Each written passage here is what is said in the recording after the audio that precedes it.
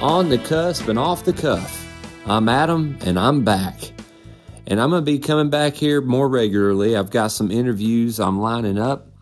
And the first one that I'm kind of back for a new season of the podcast with is with my friend Eric Hofmanis.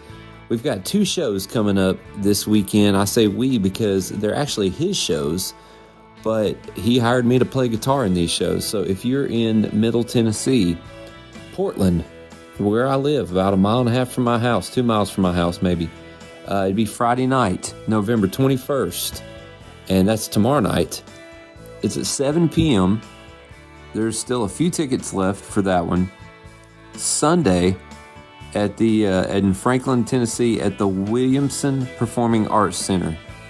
It's a beautiful venue down there, a really nice place. By the way, sold out. That's the Sunday matinee, 2 o'clock show. I wish I could have played with these guys before now, but it's going to be my first time playing with them. I'm playing acoustic guitar. I'm not singing or nothing. Just a totally different experience for me to just be a part of this show with them, supporting a man named Cash. Some would call it a Johnny Cash tribute. I'd say that's close, but there's so much more to it, and that's what this interview is about. So be sure you listen to the whole thing. The end of this thing, we get to talking about some stories from the road when we worked together on the Johnny Cash, the official concert experience tour. That thing is such a mouthful to say. But Eric kind of goes down memory lane, and we have a couple laughs. So if you can come to the show in Portland this weekend, be there. You will not regret it. Also, I apologize for the audio quality of Eric's voice. It's just come through a phone because I had to record it in my car in a parking garage right before I went in to play my gig right there at the Omni Hotel at Barlines, which happened to be happening the same night as the CMA Awards, like 100 yards away. So there was a lot going on in Nashville. There's horns honking and everything else that end up on this recording. So it's in a parking garage. I did the best I could, y'all. All right. I'm a hustler. Eric's hustling. Well, this is the only time we could line it up. Hope y'all enjoy it. All right. I'm with Eric Hofmanis right now, my good friend. He's from the Johnny Cash tour that I did a couple years ago at this point. Johnny Cash, the official concert experience, where I got to play guitar. And I got picked up in this show kind of halfway through the tour. It was a last second thing. I'm playing guitar and I'm singing next to this guy who had been there from the beginning. That was an amazing experience to travel around the country with you. It was definitely different for me. And as we traveled, I learned that it was a lot different for you because you've been playing a lot of different music over the years. And now you've got your own Johnny Cash type show coming here to Portland, Tennessee and Franklin, Tennessee this coming weekend. Yeah, that's right. And I remember that like it was yesterday, seeing you come in downtown Nashville, right? We're right there, right? Yeah. Downtown area. And you coming in, and I'm looking at you like, man, this guy's got no idea what he's getting into right now, does he? No, I didn't, man. And I felt like a schmuck too, because I was like, man, they've got a good thing going here. In my mind, I'm like, if I even end up on this thing, I'm kind of like last second auditioning. And I already had a friend on the show, Debbie Horton, as we now both have a friend in Debbie. But I wasn't sure how it was going to pan out. And when I got it, my goal was to just like defer to you and the rest of the crew, the rest of the band. Turns out I thought I was in a band. We were actors in that show. I didn't know I was an actor. That's what I was told. Yeah, that's really at the end of the day, I think that's kind of what we all were. It was great to be a part of. I mean, amazing venues, and we're getting to do what we do. Yeah, I'm really on a entry level mega machine scale. You know, we're just beginning of that. And it was a great experience. It was a probably the easiest gig we've probably both ever done when it comes down to it. As far as like for me, I always looked at that tour like my job is just sound check was 4:30, show 7:30, and just do not get sick. Just don't get sick. That's all it was. We're doing 6 shows a week in a different city, driving overnight. And I'm like, just don't get sick. So just living off of water, living off of tea. And, and that was it. I mean, really, the rest of your day, you're kind of free. I mean, you think even doing like an acoustic gig now, a local gig, on your average day is more work. You know, this whole thing, we had people to do everything. Yeah. Change the string. I never. And if I need guitar picks, I'd just be like, hey man, I'm getting low on picks. I'm like, oh, having more. It was you didn't really have much to worry about. Well, you're not checking your battery on your guitar, or wondering what I got to order catering for the band still, and I got the lighting's not right. It was just somebody for everything, and it was great. And it was just great to do something for the estate. I mean, it was a really, really, an attempt at a great production. Absolutely. And it was great, really. I mean, the fact that I met you was a huge thing. And I'm really meeting Debbie Horton, who I kind of look at, unless something crazy happens, as lifelong friends, know. And that was a great part of it, really, those two. Well, and you were there. You're the only one who was there from the beginning, and you did the original auditions in front of John Carter and the estate. And that was a big deal. I mean, you flew down to, I think it was Nashville for those auditions, correct? Yep, from New York, and then they were down at SAR Studios down in Nashville. Yeah. So there was a lot of people doing those, and at the time I was kind of unaware of all that. I knew Debbie was trying to be a guitarist in it, but I really didn't know about the rhythm guitar vocalist part of it. So I never even really pursued it or even thought much of it, other than just a gig for her. And then as it went on and an opportunity popped up for me to be able to stand up there next to you and play those shows, man, it was just so much. It was a lot of fun for me because it was just unexpected. I had no expectations going into it. And then to go through it, and I was really kind of the goofball, and you were the cool, like you had it down. And you had to tolerate. I remember there were so many times, I don't mean to talk about that show. I need to talk about your show. But I just look back on, there was so many nights where we would be standing there and I had this script and I'm just terrible with this script night after night.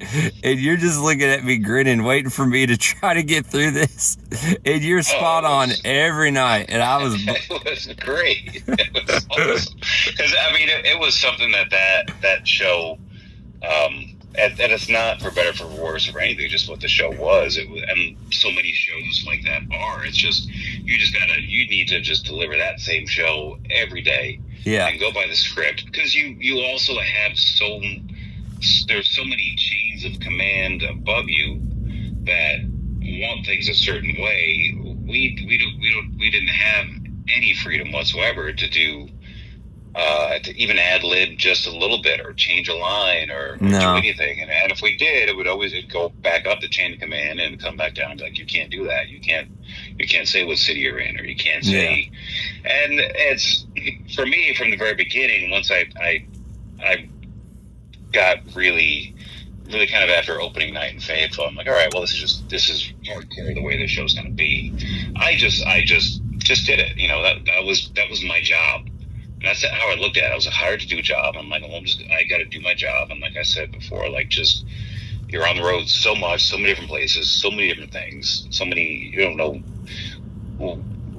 what you're eating, what germs you're coming into. You're going through different altitudes overnight, and the potential to get sick is just so high. And you've got all these people living on a tour bus that I just kept looking at it. After the first week, my job is to just be able to just do this job, and just do the same thing every night, and just do the job that I got hired for. So when you came in, it was a trip for me, because you kind of knew that, but you're like, oh man, I don't know if I really remember. I don't know if I remember these lines. Or you're so used to just doing you that it was, for me, it was a great break, because I would just watch stuff and I'd see you just kind of going off, and you would just start talking about I'm thinking of like some things that happened at the time, and like you just start trailing off, and then you could see kind of like, you're like, man, I don't even know where I'm going with this anymore.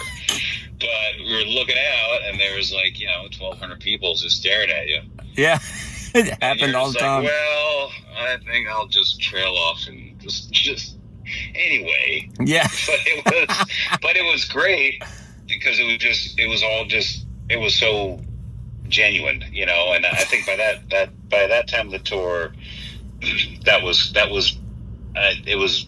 I know for me, it was a really welcome thing. But I think really, as far as everybody else, it was just like, let's just let it just be how it is. Yeah, it was just, it was genuinely bad sometimes on my part, but at the end of the day, I definitely had a lot of fun and learned a lot, and meeting you was a great, it was a great thing that still to this day, a relationship we have and we've developed and stayed in touch. And so now here that comes full circle. You're literally coming, you're playing a show like a mile and a half from my house.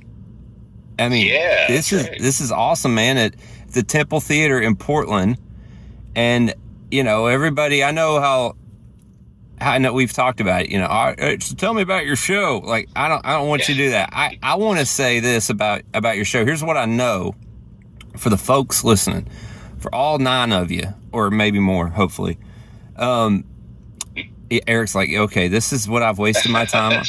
Yeah. So what I love about it, and by the way, I'm excited I get to be in your show. I didn't ruin my opportunity on the Johnny Cash tour last year to be in your show. You've invited me to play guitar. I'm not sure if you're going to have me even really up in the mix, which I'm okay with. I just want to stand there and play guitar. That's all I want to do. No, absolutely. I threatened you with being on the show if we came through town. Probably a year and a half ago. Now it's finally come to fruition. Well, I'm excited about it. And so what I've noticed about your show, there's a lot of Johnny Cash tribute acts out there that seem to, and I don't know, man, I don't want to put anybody down or say anything negative. But my take is they focus a lot on kind of maybe the goofy or corny aspects of Johnny, or maybe like the cleaned up version of Johnny. And if it's not that, it gets downright corny. What y'all do is you bring this authentic, just rock and roll energy, which is what he had, especially in that mid to late 60s time frame, which is how I was introduced to Johnny, was through the Folsom Prison show in 68. And San Quentin, those are my 2 favorite albums. I think a lot of people would say that about Johnny. And so you bring that kind of energy. I believe that's the vibe that I get from your show. And I was going to see how on purpose is that from you? Well, it's definitely on purpose. I know when, and not to knock anybody else or what their way of going about presenting a show or anything, but I know for me, what never really interested me as far as putting a show on was having something like the Tennessee 2 up on stage for 2 hours plus intermission, because I don't think even really Johnny himself could sustain people's attention with that. And back in those days, they didn't do that. They might play 3, 4, 5 times a day, but do a 20-30 minute set in a variety show with all sorts of other people, go away, come back out and do your thing. But back then, I mean, these guys weren't running 2-hour shows, just the 2 of them straight from beginning to end. Right. I know for me, what interested me the most when it came to the Johnny Live stuff was that era that that 60s, mid 60s to early 70s, and I need to find a better word for this, but saying a variety show, but it's not a variety show, but it's a show that's always kind of changing. Back then he was using the Statler brothers and the Carter family and Carl Perkins, and he'd let everybody do their thing, and he'd let everybody do their thing on his own songs also, and everything was always just had that bit of rebelliousness to it, that bit of you don't really know what we're going to do next, and I don't really know what we're going to do next. We're going to figure it out once we get there, and it's just and it just had a higher energy to it, like a higher kind of physical energy. It just had a bigger sound to it, and for me, I didn't grow up I wasn't at 13 years old just being like, man, I just want to grow up and sing some Johnny Cash. Like it wasn't my thing. I was listening to. I've been through every phase of genre of music I think there possibly is throughout my entire life as a musician, from pop music as a teenager to Led Zeppelin to post punk to all this stuff. And the things that always interested me were when people would go to a gig and it was a show where there was lights and the audience was dark, and it's almost like you're seeing a movie, and like you're paying a ticket to like see something. And even though to some extent Johnny Cash never really went as far with some of that as we did, it's really important to me, and it comes off really well. The lighting's really important to me. We have tons of lighting cues in there, and there's all other stuff going on for when we have the acoustic set. So it's a very kind of immersive show. It's just a very, very, very live show, energy-wise, sound-wise, production-wise. That way, it's not a big elaborate production, but it's hard to say because because unlike the tour that we're on, I can do whatever I want with this show because it's my show. So I'll just kind of pick and choose the things that I want to do. Like we're not impersonators. No. We will change clothes. We will kind of dress apart, but we're not going to be in character. And I'm not going to call myself Johnny. Well, I know guys that do that, But it's really, I think at the end of the day, it's just trying to convey what energy-wise and sound-wise it probably would have been like to see him in kind of my perfect world, if you could blend in like really that 64 where he was really, really, really starting to go bonkers with like 1970 when he started the TV show. What if you could take all that 6 years of Johnny Cash, which is those 6 years are more than most people live in 60 years. From where he went from, you think about it, 64 to 70, he went from not even be able to sit on a chair at Carnegie Hall to having a national syndicated TV show. It's like, how do you get that done in 6 years? And having Grammy Awards in between, just, it's amazing. So I'm really trying to just make those kind of magic years happen, but then still do stuff from later on, like American Recordings, and we always do just a more intimate acoustic set during the show also, where it's just me by myself, and then Megan, who sings a lot of the June Carter part, she'll come out with me and we'll do some things like that. But so that's a long answer for just saying yes, you're correct for your estimation of the show. But what I got out of that, I just really thinking it that way. I mean, that really was the bottom line, and that's something I never really put in words before. Like how I knew how I wanted the show to be and to look and to sound and to just constantly be moving. Like I love the idea of where I just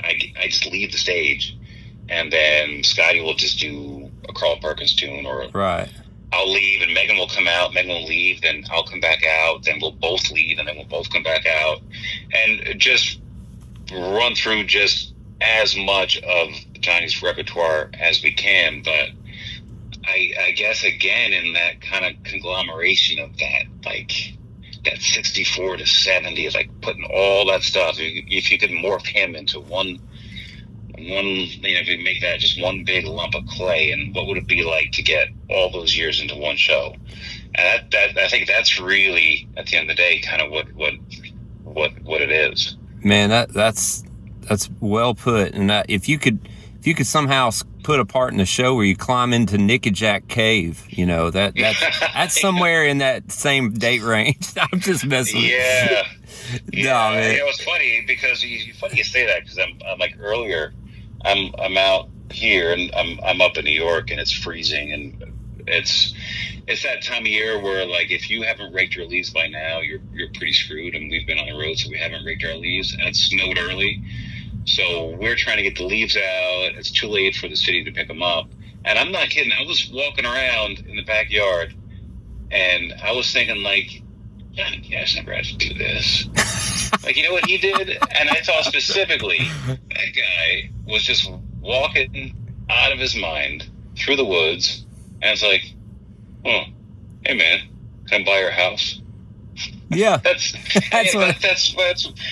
was his life. Yeah.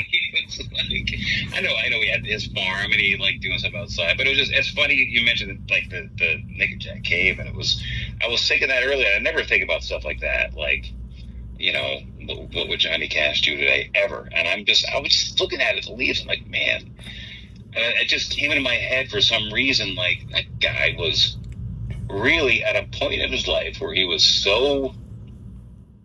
such a, well, how would you put it? I mean, in such a state that he could barely even get through a show, canceling shows. But he can walk around through the woods and just suddenly decide to buy a really nice house. Yeah, and you're, for those who might be listening, be confused, like, that's how Johnny bought his house. It's how you're describing it. And then the Nickajack Cave incident is it's the legendary story of him climbing way down into this cave and just deciding he's going to die, only to wake up and go, oh, there's a light. I need to follow that light and get out of here. And it's just a crazy story, but that all happened in that. And that's why I brought it up as kind of a joke, but between 64 and 70, his life was nuts. And then he got married to June during that time. And these are kind of the personal stories of Johnny. But back, like what you were talking about your show, you've got a dynamic show. It's if you just play Johnny music from start to finish for an hour, it just bonk, taka-donk, taka-donk, taka-donk. But your show is very dynamic. It's not just that for 2 hours. There's a lot going on. The band is killer. I mean, listening to Scotty, right, on the guitar. Yeah, Scotty's guitar work is fantastic, man. And he also he has a variety of things he does going into, like, some Carl Perkins stuff, and then Megan's doing some different stuff along the way that I don't want to spoil it for people, but it's just it's a lot going on in the show that's not just the Johnny Cash beat. It's not just that sound. It's a lot, and that sound is amazing, but there's a lot more than that. And then I wanted to mention too, y'all have your own personalities, and your own personalities really shine in the show, and they carry it. Obviously, people know the music, they love the music, they came to hear the music, but what they get as a benefit is they get y'all's personalities in the middle of it, it's not Johnny and June, it's Eric and Megan and the band, and y'all aren't afraid to be yourselves, and I think that's really cool, man. Yeah, I think that, well, I know that definitely works. People ask us all the time if we're married and if this is real. I mean, it's our personalities are, I guess you could say, pretty similar to what it seems to be Johnny Cash's personality and June Carter's personalities were like. I mean, Megan and I are very opposite in a lot of ways. and she's very positive thinker, very just, which is great, which is fantastic. But for me, I'm always thinking, well, what's going on here? And you know me enough, but you've talked to me enough. Where you're like, I'll get on my rants about things like that. This freaking guy and his everything, blah blah blah blah blah. And they will be like, "Will you just relax? Will you just stop? Are you?" And we'll when we're playing together. Really, at the end of the day, I was thinking about this last week. We were playing down in the Villages in Florida, and there was just a lot going on. It was an over 1,000 seater, and it was sold out. It was just there's a lot to do, and even though we've got people now that travel with us, road managers to help do stuff, we had a lot of things, just a lot of promotion they wanted us to do, a lot of places to be, and then you've got to do all this stuff and then go do the show, and it's hard. It can be really pressing, and that's what we had when we were doing the estate tour. We didn't really have any of those problems. No, we didn't worry about catering. We didn't worry about strings. We didn't worry about lighting. We didn't worry about. We worried about, like, is the catering going to go today? That's about it. Yeah. And then I mean I say that, but I don't want to be flippant about my role, because I don't want to say that the gig was something that I blew off. I mean, it was the most important thing for me were those moments that we were doing the gig. Absolutely. That was just so. I mean, that was a huge responsibility doing that to me, and that was one of the first things I remember I said when I got I guess you could say the role in that. It's an honor, but it's a huge responsibility. But I'm just talking more of the technical day-to-day things, and people are always coming to you asking you questions about this, or you want his mic over here, or can Scotty do this, or Scotty do that. And so when it's just you by yourself in a situation like that, it can be pretty easy to get overwhelmed. Right. Between the two of us, what Megan is great at, like, I'll just get to a point, and I mean, I don't want to say I have a temper, but I got a something, and you got a limit. Yeah, that's a good way. I have a limit, definitely, for sure. And I get to that limit. I'm just like, I'll just do everything myself. I'll just do it all myself, and Megan is very much like, why don't you just relax? Why don't you just do this? And she's got a very grounding presence, and we're also a couple. We're a real life couple that lives together and travels together and works together. Yeah. So there's plenty of times where we're going up, we're about to go on stage, and we've been fighting about something stupid the entire day since the morning. Well, and then to get up on stage, but I mean, there's times where there's little stuff going on that if you're looking, as you're looking, they're pissed.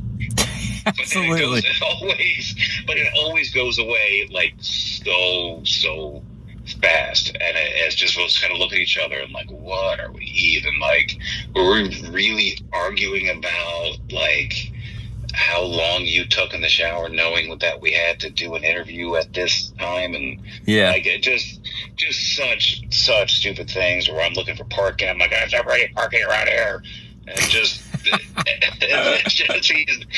and so I think we don't have to hide any of that stuff. So it's my show. I don't exactly. But it kind of makes it a little bit more genuine, and it is, and it really is. At the end of the day, it's always, every time we're looking at each other. If there was something going on in the day that we just start laughing while we're just singing. Like, God, that was just like, how ridiculous is this that we were just maybe just sitting in a hotel and just arguing about something so stupid, and then carrying it out throughout the whole day. Doing makeup, being like, I'm gonna keep being mad at you. You just wait and see. I'm gonna be mad at you all day. Yeah. All through the show, you'll just see.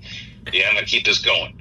Yeah, you too. You have a good show too. And then she'll come walking out, and it's just like, that was a waste of time. I know, man. I can relate. Yeah, well, yeah, you do this. Yeah. You guys. you and Amy, you're working together, man. You're in the camper together, right? You guys are. When we travel, we travel with the kids in the camper with and the kids, man. So I mean, it's not the exact same. It depends on different types of shows and different things. But I've gone on stage or the lights turn on and we've been kind of at each other for the last couple hours, and nobody can believe this because Amy comes across that she's so gentle and sweet, and she is, but I'm like, well, hey, not all the, she gets her fill of me. She's plenty tired of my crap, and so it's funny, man. You get on stage and it does help put things in perspective. And I don't know if it's just because we're forced to or what, but it's like, wow, okay, I'm not mad anymore. And that was stupid. That was really petty. And isn't that a weird thing? How that's interesting to hear, because it does seem to just dissolve once you. I don't know what it is. Once you go up there, where you're in a bigger thing, and by a bigger thing could be anything. Because Megan and I have. I'm not talking bigger as far as stage or audience or place, because Megan and I have worked together a ton. I don't know how many thousands of acoustic gigs we've done together over the years. Yeah. Doing all sorts of music. And then, 5-6 days a week, just hammering out gigs, 3-4 hour gigs together. Yeah. And it would pretty much be the same. I mean, we would, with whatever little petty things, like you're always late. I'm just not going to drink. And I remember I'm getting drunk. Mom, I'm just going to drink. It just goes on and on and on. And then you just start playing. And then it's just, on the acoustic shows, when it's something more like intimate like that, then it definitely takes a little bit longer to dissolve. I think I would definitely say. Yeah, it does. When we're doing something like on a show where because a lot of those gigs, nobody might even really be paying much attention to you once you get started or ever or whenever. It's just what it is. But on a show like this, you look out and there's just people staring right at you, and they're just kind of smiling, and it's like, man, I think it just goes right away. It must be something to do with when you feel like you're succeeding at a goal together, and there's something that draws you together in that moment, maybe, where it's like, wow, this is what we've been trying to get to all day, this moment. And then it makes me appreciate her because I realize she's my teammate right there, and it's working. It's like, wow, this is working. And sometimes on the acoustic gig, we might be teammates, but we play in a crappy situation, and nobody's paying attention or whatever. It's easier to be kind of pissy with each other, like, yeah, whatever. But yeah, no, you're definitely right, because I think if we're doing something, we had a little thing in the Villages, really, this past weekend. This was a beautiful venue, big thing, and we just during sound check, we just got a little something. It's not even worth even getting into what. It just kind of lingered, and I think once, even before we went out, I always watch the band when they do an opener from side stage, and that when she's always there with me, and then right then and there, it's just we look at each other like, wow, this is really just so. I say this all the time, and it's really the few times that, if you know me, where I outwardly show gratitude, whether that's good or bad. Inwardly, I will, but I mean, outwardly, I'm not one to just be like, wow, we're so lucky. We're looking for this, and and it's just the way I am. I'm just kind of like really introverted in things like that. And yeah. I will say most every gig will be there side stage, and I'll just look. It could be a great show where it was almost sold out, 1,000 people, or it could be a show where things didn't work out, and we're playing to 100 people in a 500 seater, and which is great. Either way, there's people there, but I'll look at it most every time and be like, man, do you know how few people get to do this? Yeah. And it's a monumental amount of work to kind of achieve. I always say achieve because you're always just kind of, you always just feel like you're just kind of treading uphill always, no matter, as soon as you get something good done, you're looking for, well, what's next? We got to keep this going. Yeah.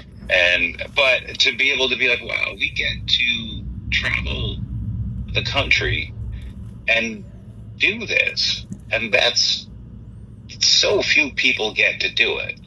And if we're on something like an acoustic gig, just her and I, and then if you're playing a restaurant somewhere and there's 3 people in there and they're eating and we're in somewhat of a mood, we look out and be like, I hate this gig. Yeah, exactly. start getting even, and so it takes a little bit longer for it to go away, but yeah, I think that, I mean, a little bit, even just talking about that without realizing it is just our personalities, how they are, those kind of opposites in that way, which works for the show. And she's generally the way that she is in the show. I mean, she's just definitely this kind of uplifting person, just one of those people that's just I don't want to say like brightens the room, but it's just somebody when you talk to, like, you feel like you've known for a long time. Man, and when she comes out on stage, she's kind of like that, and yeah. And for me, it's just I go out and I'm not thinking, oh, I'm Johnny Cash, I'm this, and I'm just thinking, like, I just want to sing the crap out of these freaking songs, and I want the band to just play the crap out of these songs. Yeah. And that's how I look at it. I mean, we need to find a different word for, like, a tribute, but you're not a cover band, but you're not an impersonator, but you're doing a little bit of all of it. But I just like this. It's just a in your face show, I guess, if you could even say that for a show. Well, I mean, it may be oversimplifying it, but it's just simply a great show. It's great music, it's a great show, and it's great people. And the reason you get to travel and do it is because of that. It's because y'all do a great job, and people are noticing that. And I mean, you start selling out a few theaters, and then you get some people interested in helping you, and your team grows a bit, and you get going. It's been fun for me to see this grow, and from where you were on the tour that we worked together on, which was a totally different thing, and to see you already had it going before that tour. It's not like, for anyone who's listening, that you didn't start this after the tour. When did you start this show? As a matter of fact, I don't even really know the answer to that.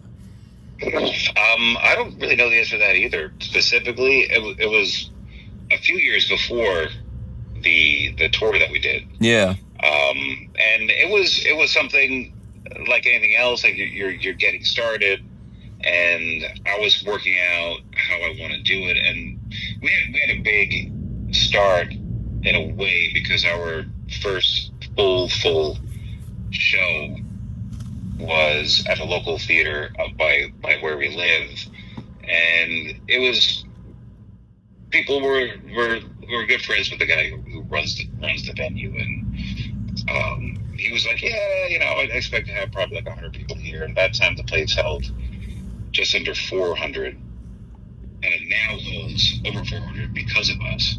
Because the last time we played there, they oversold so many seats, they actually took some of the stage out to put seats in. Oh my gosh, wow. That first show we did, and I kept saying, I'm like, that friend of mine, he's just like, I expect about 100 people. I'm like, I don't. I'm like, I want this to sell out. I say that all the time, but I'm like, I say that not just so that it pulls from thin air. I'm like, I need to work to make this show sell out. And I did for that one. And he was like, yeah, probably 100 people. And we were supposed to start, man, I can't remember if that was a matinee or if that was an evening. If it was a matinee, whatever, we would have started at 3. I think it was not an evening show, but whatever it was, we didn't start for well over an hour after we were supposed to begin, because there were so many people at the door, and the place sold out. Oh my gosh! Wow. And that's when I was working a lot with other bands and other tribute artists as a bass player or guitar player, and that's when I started definitely taking this much more full throttle after that. But the tour that we did, that took, at the end of the day, really took a year out of life. Oh yeah. Because it was, for me, you jumped in the middle, and you probably didn't get hardly any prep time, but we were going through in the beginning stages before we even started rehearsals at home, where here's the show, here's what you sing, then I would learn everything, and then 3 weeks later it's just like, oh, never mind, we're dropping these songs, we're adding these. And I just kept learning songs, unlearning songs. Well, I'm doing that anymore, now I'm doing this one, now I'm not doing that one. And then we had a week or so of rehearsals in Fayetteville, and so we did all this prep, and in leading to this, that whole summer before the tour, we didn't do pretty much anything for this show, because that was just such a big thing that was coming. Yeah. So at the end of the day, it really was about a year. And then, of course, the huge element in the room was, as far as COVID, that was something that for everybody was everybody was shut down. Yeah. Looking back, I mean, how long was it? It depends a little bit where you live, but, well, at least a year. You just blanket it as a year. So, so it's blurry to me when it was, because we would do this show sometimes just on demand if we were working with like another tribute guy, and he's like, hey, can you guys do that show that you do, or do like an opening set? Yeah. And it was a few years before the tour where it definitely, like that last year before the estate tour that we did, where we're both booking this hard, really, really, really going hard. And after the tour, I basically just made a commitment. We had some changes going on as far as people and some new management, but I took some big risks, some gigs that very fortunately worked out in some venues, which to people that are musicians or book shows, like a big risk would mean taking on a really big show that has a very high overhead, right? Whether it's travel and renting the room, and just taking that risk to get us out of where we predominantly were up in the Northeast.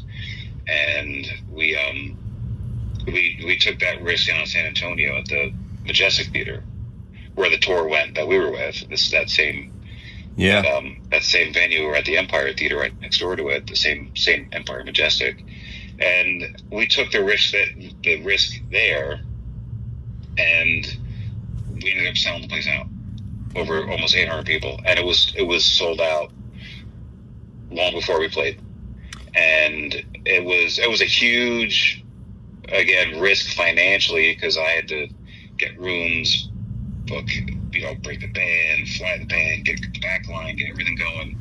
And if 200 people showed up, I would have lost a lot of money. And right. that one show in San Antonio definitely opened up a lot of doors. It opened doors to new management that we have, and it also, for me, it allowed me to just be a little bit more risky with things, and really having certain gigs like that in the back of your pocket does make it easier to get future gigs. Where somebody, if you talk to a band, they're like, I don't know, we've had other Johnny Cashes and it hasn't done well, or we got somebody else, or or whatever reason. To be like, well, look, here's this somewhat prestigious ATG theater group venue that we sold out. That at one point we sold like 380 tickets in an hour. God, and I'm not even sure why. You know me, I'm pretty honest about stuff. I'm not even sure why. It's just, it was the right venue, the right, San Antonio, I think, has that connection with Johnny Cash's first wife, Vivian. Yeah. And they met there, and we definitely took note of that during the show and did some things for the show regarding that. But I think just everything, the stars really aligned for that, and the promotion went right, and we put a lot of money in promotion and trying to get it the right way, and it all worked. But like you said a little bit earlier, you start selling out venues like that, and then you do start getting some more attention. Nothing ever comes knocking on your door. I mean, once in a while something might, but it's you gain a little bit of leverage, and it gave me a little bit more confidence to take some bigger risks, So we're all over the country. Yeah, that's just so amazing. Yeah, and so it let me to, you're still gonna win some, lose some, and that's just the game. But we're, like I said last week, we were down at the Villages in Florida. We're in. That looked weekend. That looked like a really successful show based on the pictures and everything I saw. I was like, wow, man, that's a perfect way to jump into this coming weekend here, and hopefully we don't let you down here in Tennessee. We got some pressure on us. We got to follow that Great Villages show. Oh, I'm not worried. It'll be. I'm looking forward to coming down there again. I've been since I've met you and Debbie. I don't know how many times I've been down at this point. Well, we had a good time. So you came down a few months ago. We went to the Grand Ole Opry on the Johnny Cash night, the 100th anniversary of the Opry. They celebrated Johnny, and I had so much fun sitting up there with you and Megan. And one of the best parts about it was every time you would start saying stuff was Megan looking at me, rolling her eyes, telling you to shut up. And that whole thing I was like, you know what? I like hanging out with you, but hanging out with you and Megan is like 10 times better because y'all are a blast, man. That's basically how it is. Yeah. What she says all the time, and she's like, people can hear you. Yeah. I'm like, no, they can't hear me. I can barely hear me. What are they talking about? And if they can hear you, they don't care. They can hear you. Yeah, they can hear you. When you say things like you're saying, they can hear you. Oh, all right. Yeah. Okay.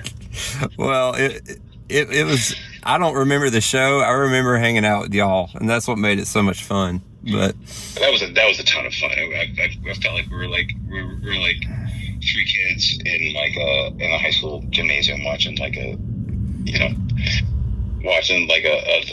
movie or something together, just giggling about it. It was yeah, exactly. It was a ton of fun. And I think I know I don't want to I don't mean to juke it back to the show this quickly, but I just want to say there's another word that, and I think you're reverent about Johnny and his music, but the show comes off with that irreverent rock and roll rebel tone. And that's the word I was trying to think of earlier, irreverent. It captures Johnny's irreverence because that's kind of how you are with like, you understand when to be respectful and reverent. You're all of those things. But man, when you get up there and perform, there's an edge to what you do. And the same with Megan. And y'all are pedal to the metal all the way through. And I know this because I've been rehearsing myself, getting ready to play guitar with y'all, and just loving listening to the tracks of the show and practicing. And so I can't wait to be a part of it. I really appreciate you asking me to be in it, and I hope I can get some people to come out and really see this, man. So I appreciate you coming on my goofy little show too. Thank you for having me. And that's really is the perfect way to put it. Where it is, it's a little that kind of irreverent, and it's irreverent because it's just kind of not that unscripted type of feel, or just I can be who I want up here right now. Yeah, it's like you have this show is an odd It's kind of an interesting like device where you can be yourself and still do this show in a Johnny Cash way. And it's like, it's totally what I know about you. It's totally Eric Hofmanis. And it's a cool thing that, and people are going to come to it and go, man, I came to hear Johnny's music, but I'm coming away a fan of Eric and Megan. And that's the contagious part of it. That's why I'm trying to get people to understand, like, this is not just a dude in a black suit and a pompadour. You know, this is a real show. Yeah. And that's we played in Florida in May, and it was produced by a friend of mine who's an Elvis tribute artist, and I worked with him. And part of me, when we went down there, and if anybody knows anything about these Elvis guys, which you know, I can go on and on about these Elvis guys, but I would love for you to. I know you would. I'll probably never work again if I did. Yeah. But you know, well. Elvis is. I mean, he's just a built-in show no matter what you do. You know, you've got guys that are in there. At this point in life, it's funny how when you get older, you stop wanting to align things with people's age and stuff like that. But you know, you can have a kid who's like this really good-looking kid who's 20-something doing an Elvis show, and you're like, and all these women are going up on stage and they all want kisses, and they're all like, and you could have a guy who's 80-something years old, and he'll still have all these girls coming up saying like, "Oh my God, Elvis, I love you so much." Yeah. And it's like, how did this guy? They don't have to do a thing. They don't have to work on this at all. You just kind of swagger out and walk out backwards and like, oh, you know what I'm doing, yeah, come on. You just use those lines and people eat it up every time you do it. Do the same lines every gig, and they love it, which is great. So when we were going down, and this friend of mine, he puts on a great show, and for his Elvis show. Yeah. And we're playing, and I'm like, man, every once in a while, I'm like, you know, this John Cash stuff, there's no karate kicks, there's none of this stuff. Like, it is what it is, and when the attitude is there, like, it's not like, you get a little self-conscious with stuff like that. You're not jumping around, or you're not, you're not like a Billy Joel thing where you're jumping on the piano and you can't really do that stuff. If you do, it doesn't make any sense. So you've got to do things. For me, like you were saying, just for me, it ends up just being who I am, where it's the way I just always was. It was just like this little bit of attitude, but it's not arrogance. It's just like, no. It's almost like I just got out of my way because I just want to play the crap out of these songs. But I also just want people to be super happy. So, but anyway, we're going to do this gig, and part of me is just like, these people, a lot of people knew him as an Elvis, and they're coming, and I'm like, they're just going to think it's going to, like, just no matter what you do, it's going to be boring compared to seeing an Elvis show. And we did the gig, and we just that might be the board recording that I sent you, might be the Inverness, Florida one. I'm not sure. It might be that or Jersey. But it was a 2:00 in the afternoon show. I freaking crashed up our freaking rental van on the way to the freaking gig. Oh, no. Like, it was just, it was like a day. And we get there, and we were just gunning, man. We just freaking played. And everything went over great. And that friend of mine was just like, man, like, the show was just freaking unbelievable. It's like a story. Yeah. It's like a story. You're telling the story. And it's like, but it's just, and he's just saying all these things that he liked about the show that don't exist in most Elvis shows. That's right. Where it is kind of, the Elvis shows are really just kind of the one punch. And then, then I thought about it, and that really is it. Like the Elvis gigs are like, oh, here's your punch. Here you go. Here's this one. And then, here's another one for you. But there's doesn't have that kind of, that ongoing story that just kind of evolves as you go, then kind of reaches a peak. And I've very much designed the show that way musically as well, to make it like that, where it just starts out one way and it just evolves and grows as it goes on, like it would a story. There's no actual story to it. We don't do everything chronologically or any of that stuff. But I just musically and energy wise, the show just as it goes just loosens up naturally and gets there. And so it was very interesting to hear that from him and from other guys since then that we've worked with that saw the show, that were in that genre, really all said the same thing. There was like, man, it's just you've worked us out to just be like, it's just so, it's well, I guess what we were kind of getting at, how to describe it. It's just so natural, but it's a Johnny Cash show, but you're not trying to be Johnny Cash, but you kind of are, but you're not. Right. But it just has that. It just has this energy, and it's not theater, but we're going to change clothes, but because it looks cool. Yeah, really for sure. I think it looks freaking cool. It's just like, it's a cool thing. It's entertaining. Well, I can almost tell you changed clothes just by the listening to the tapes. It's like I can hear the different version of you, and I'm joking, but there is a different. You can tell it's chapter 2 or chapter it's cool. And then when you get to near the end, I'm not going to blow it for anybody, I don't think, but maybe, but.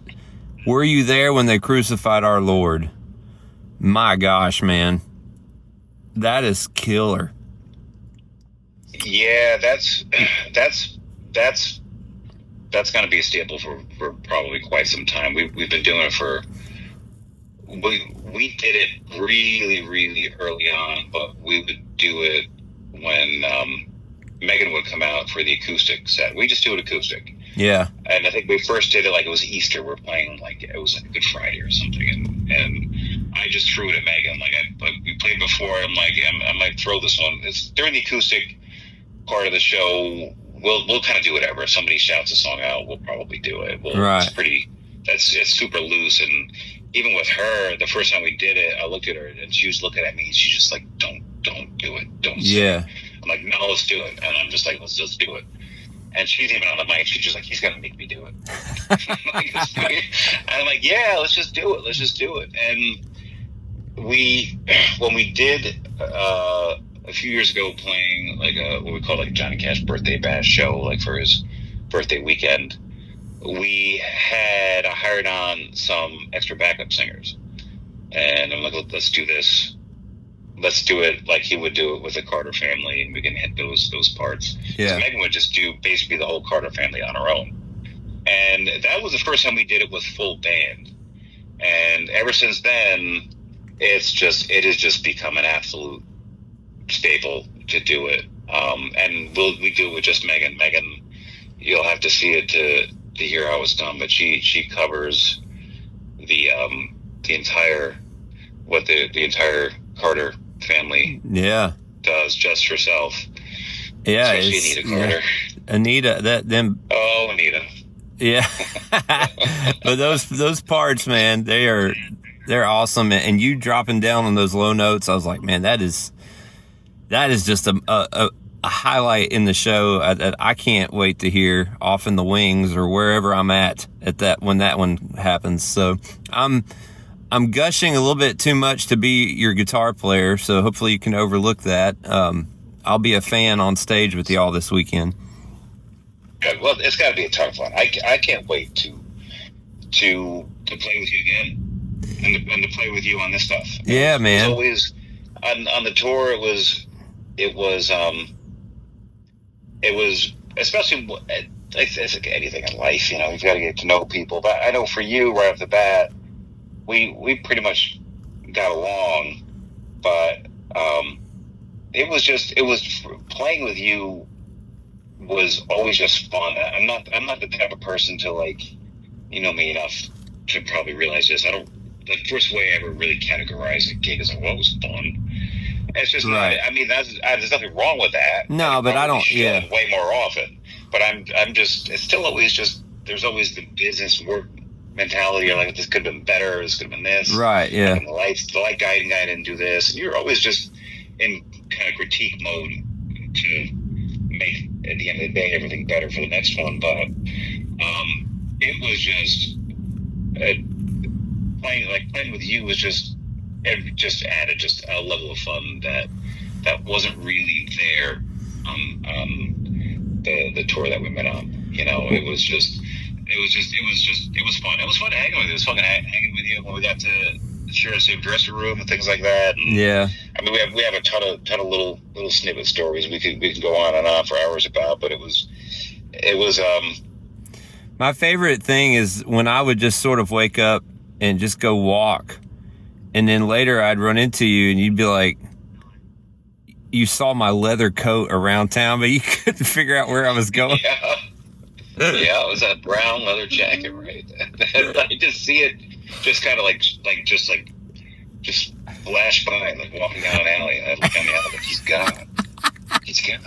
Where's he at? Nobody knew if you were asleep in your bunk or did you get up. It was, wow, Adam's sleeping late, and then it's like, nope. Then you'll come walking on the bus, like, hey.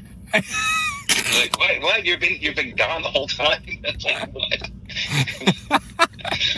Oh man. But it was just ton. It was fun. There were things about you. One that honestly I think about almost every time that I eat pizza. I can't remember where we were as a matinee. Nice venue. Well, this story. You might remember this whole thing. Oh yeah, it was great, man. Because it was. I wish I remember where this was. I think Ohio. We were in Ohio. It was a school, though, right? Because we were changing in, like, a teacher's classroom or something, I think. Yeah. It was weird. Or maybe I might be confusing with somewhere else. But we had one dress room that we had to ourselves, like a common room. And we had a lot of time to kill before bus call. So tour manager's like, well, we'll order pizza. They said they're going to order pizza for everybody. And we're just sitting around. And I'm just like, well, this was basically our day off, the one day off that we got. This was a Sunday gig. Yeah. Matinee, and then we had Monday off. We're going to get the bus to drive overnight and end up where we're going to end up Monday and have that day off. So I'm just like, well, I'm just going to go to the bus. I'm going to just open up a beer. I'm going to sit here. I'm going to order pizza. And, just without getting into it, it was just all the other people on the tour, they were younger. And it was just a different generation. And it was just there was a lot of getting the right pizzas became a very, very political thing. Yeah. And it had to be everything had to be very politically correct as far as what kind of pizzas and what size and what. Everybody was arguing. And it was just like, well, we can't do this. And all this is going on. I'm just looking at it like, man, I've tried Hawaiian recently. I'm like, I'm cool with that. I'll do. I don't care. I just want to have something. Really, I wanted like a Sicilian slice. At the end of the day, I'm like, man, I haven't had that in a long time. And they're going at it. And I'm just kind of walking by. And it's a text thread. Yeah.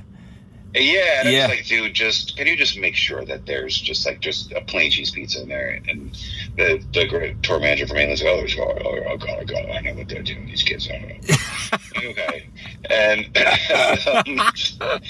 all this is going on, and then somehow we ended up with like 5 Hawaiian pizzas, 1 gluten-free, and like 1 small cheese. And then the woman was bringing the pizza in, she's like, and Adam, here's your pizza.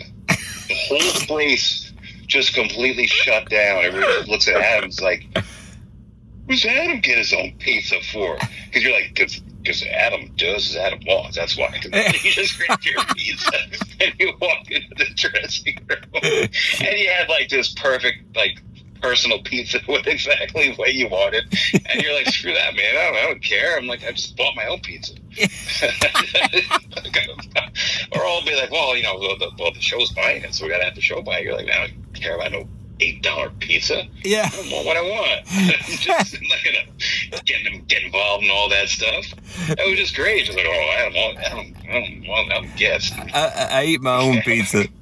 Yeah, that's what it was. You're like, I didn't want anybody's hand. I was like you. I didn't want to get sick. I didn't want nobody's hands touching it. And the funny thing, I actually called that pizza place and I said, hey, do you have a big order for the Johnny Cash tour or whatever? And they were like, oh, yeah. I was like, okay, I'm going to order a pizza. I'm going to pay for it. And you stick it in that order and write my name on the box.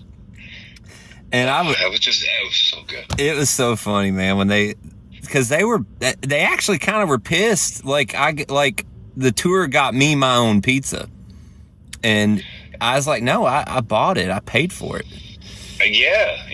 But I think it was so mind-boggling to some of the people in the whole camp where it was just like, you can do that? And it's like, well, yeah, I do. But it was just after all this battling of what kind of pizza we're going to get. And then the order still got screwed up. And it's still, I know for me, I'm sitting there with chicken fingers, and then I get down a last chicken finger and everybody's hand's been on. I'm like, oh, God, here we go. Throw this in our microwave somewhere to kill the germs so we can have a piece of chicken. Yeah. And I'm over the glamours of touring. I'm over here eating on pepperoni and sausage that's my own. Oh man, yeah, you're happy as can be. You're just chowing down. It was, man, that's good memories, dude. Well, I can't wait to see y'all, and if I can help, I'll get you your own pizza this weekend. Yeah, well, yeah. Actually, I was going to ask you that too. We gotta figure that out too. So I gotta get the kids. Yeah, we'll figure it out. This came down to it's like, well, I gotta figure out catering, gotta do that. But yeah, I get some good Portland pizza. Well, we tried to make this short, and I think we went long, but it's worth it to me. So hopefully you're all right with it. Oh, it's worth it to me. I hope it's worth it to anybody that listens. Yeah, I'm sure that all 6 of them will like it. The number's shrinking a little bit as we go. Yeah. But, all right, man. Well, hey, I'll see you in a few days, and this thing's gonna be posted. So y'all come to the show. All right, it's in Portland, Friday night at the Temple Theater, and then Sunday. What time's the show Sunday in Franklin? Do you know, Eric, offhand? Yeah, so Sunday is a matinee, so 2:00 matinee at the Williamson County Performing Arts Center in Franklin. I mean, that's a nice place, man. And of course, Temple Theater. I think might be sold out at this point. So if you're looking to go in person to get tickets for Franklin, I would recommend calling ahead. Because last I checked, they were looking. There was a handful of tickets. I'll put it that way. What an unbelievable! I mean, Franklin is bougie, man. That is upscale. And to sell out in Franklin, Tennessee, I mean, there aren't a lot of people. I don't know if I know anybody around here that can do that, except for the guys walking past me. Right now, I'm in a parking garage right now, and there's the CMA Awards are next door.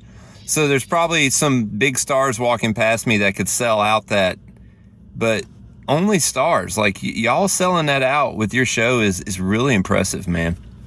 So yeah, they like their Johnny Cash and Franklin, I guess. Yeah, for sure. I'm looking forward to that. The 2 shows are both of them. They're just a great. It's just a great little tour to go, and we have that day off in between where we can go around a bit. I always like to go to Hendersonville, and I don't know what you're doing if you're around. I mean, if not, it's fine. Believe it or not, Saturday. You always got stuff going on. Well, Saturday night, me and Amy are playing at Puckett's in Hendersonville with your drummer, Asa. No way, really? Yeah. So if you want, that could cross off 3 things. So you could cross off seeing you guys play, going to Puckett's. There you go. Hendersonville. That's a 3-for-1 show. That's a little barbecue there. So I don't know, but yeah, if that's we'll talk more about that. But man, yeah. Thanks for being on my show. Thanks for letting me be on your show, and I will see you I guess Friday. I'll see you Friday in Portland. So. Absolutely, can't wait. All right, man. I'm going to go ahead and turn this podcast off, and then I will say bye to you. Hold on one second. Bye to the podcast, people. See ya.